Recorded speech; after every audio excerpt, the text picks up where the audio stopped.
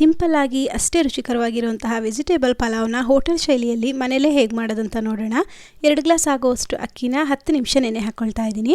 Masala ready ಮಾಡೋದಕ್ಕೆ 2 ಚಕ್ಕೆ, 3 ಲವಂಗ, 1 ಇಡಿ ಆಗೋಷ್ಟು ಬೆಳ್ಳುಳ್ಳಿ, 1 ಇಂಚ್ ಆಗೋಷ್ಟು ಶುಂಠಿ, ಅರ್ಧ ಈರುಳ್ಳಿ, ಖಾರಕ್ಕೆ ಎಷ್ಟು ಬೇಕೋ ಅಷ್ಟು ಹಸಿಮೆಣಸಿನಕಾಯಿ, 1/4 ಕಪ್ ಆಗೋಷ್ಟು ಹಸಿ ತೆಂಗಿನಕಾಯಿ ತುರಿ, ಅರ್ಧ ಇಡಿ ಕೊತ್ತಂಬರಿ ಹಾಗೆ ಪುದೀನ, 1 ಸ್ಪೂನ್ ಆಗೋಷ್ಟು ಮೆಣಸುಕಾಳು, ಸ್ವಲ್ಪ ನೀರನ್ನು ಹಾಕಿ ನುಣ್ಣಗೆ ಪೇಸ್ಟ್ ಮಾಡ್ಕೋಬೇಕು. ಕುಕ್ಕರ್ಗೆ ಎಣ್ಣೆ ಹಾಕಿ ಚಕ್ಕೆ, ಲವಂಗ, ಏಲಕ್ಕಿ, ಸ್ಟಾರ್ ಹೂವು, ಸ್ವಲ್ಪ ಸೋಂಕಾಳು, ಪಲಾವ್ ಎಲೆ, ಈರುಳ್ಳಿ ಹಾಕಿ ಚೆನ್ನಾಗಿ ಫ್ರೈ ಮಾಡಿಕೊಂಡು ತೊಳೆದಿಟ್ಟಿದ್ದಂತಹ ತರಕಾರಿಗಳನ್ನ ಸೇರಿಸ್ಕೊಳ್ತಾ ಇದ್ದೀನಿ. ಬೀನ್ಸು, ಕ್ಯಾರೆಟ್, ಆಲೂಗೆಡ್ಡೆ ಹಾಗೆ ನೆನೆಸಿದಂತಹ ಬಟಾಣಿ, ಟೊಮೆಟೊನ ಹಾಕಿ ಸಾಫ್ಟ್ ಆಗೋವರೆಗೂ ಫ್ರೈ ಮಾಡಿಕೊಂಡು ರುಬ್ಬಿಟ್ಟಿದ್ದಂತಹ ಮಸಾಲೆನ ಹಾಕಿ ಫ್ರೈ ಮಾಡಿ ಇದಕ್ಕೆ 3.5 ಗ್ಲಾಸ್ ಆಗೋಷ್ಟು ನೀರನ್ನು ಸೇರಿಸಿ ರುಚಿಗೆ ಎಷ್ಟು ಬೇಕೋ ಅಷ್ಟು ಉಪ್ಪು, 1 ಸ್ಪೂನ್ ಆಗೋಷ್ಟು ಧನಿಯಾ ಪುಡಿನ ಸೇರಿಸ್ಕೊಂಡು ಕುದಿಯೋದಕ್ಕೆ ಬಿಡಬೇಕು.